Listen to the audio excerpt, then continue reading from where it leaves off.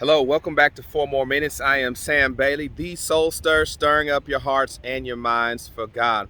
I want to thank you for joining in to Four More Minutes. And as always, I appreciate all those who continue to receive these messages, share these messages, and in doing so, you're a part of putting inspiration, encouragement, and motivation out into the world. If you have not yet done so, please subscribe to The Soul Stir on YouTube, as this is the most effective way in doing so. Today, I want to give a little lesson from nature. I am a country boy at heart. My grandmother spent a lot of time with my grandmothers and around people who observe nature and saw God a lot in nature. And a lot of people think the only place you can find God or learn, discover God is in the Bible. That's not true.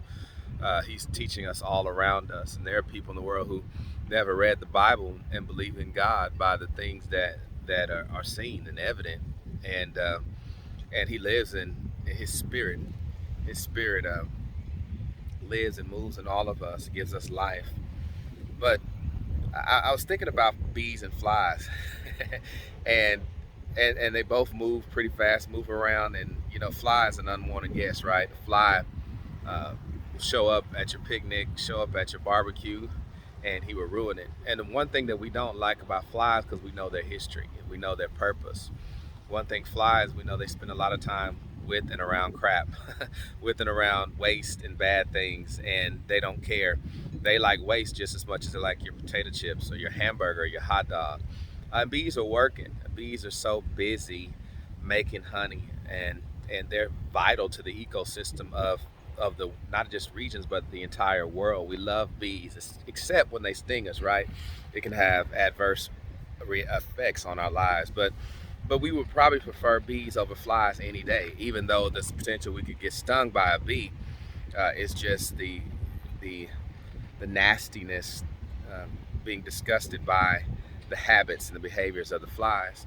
Well, I was thinking, how crazy would it be for a fly to try to convince a bee that being around crap was better than being around honey?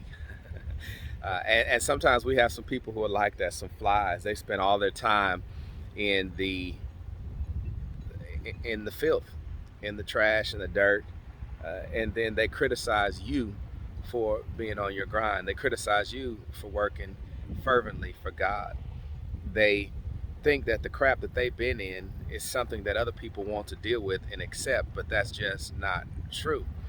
Of course, bees are not looking to proactively sting you, but oftentimes they sting for different reasons. You infringe, like most in nature. Snakes don't really hunt human beings, but they usually bite out of defense. They're more afraid of us than we should be of them. And it's kind of that same way. You're working as a bee, as a busy bee, so to say, for God, handling your business, minding your business, and somebody who's always been in some crap comes around you to distract you. Stay on purpose. Stay focused on the goals.